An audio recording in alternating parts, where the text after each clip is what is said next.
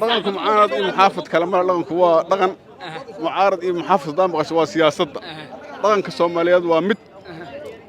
waxaana ka dhaxeeya xeerar soo jireen ah iyo dhaqanka Soomaaliyeed waxa ka taagan yahay waa dhaqanka waxa Soomaaliyeed ka taagan tahay hadda marka waa soo dhaweynaynaa maanta ugaaska waan ku faraxsanahay maalinta waa maalin weyn waa maalin la isugu yimid meeshan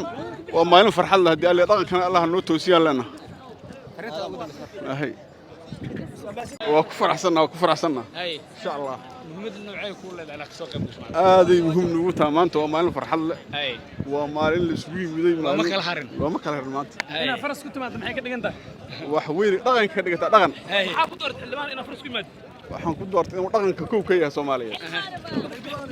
معارض iyo xaafid maanta waa jooga maanta معارض iyo xaafid asna joogan maash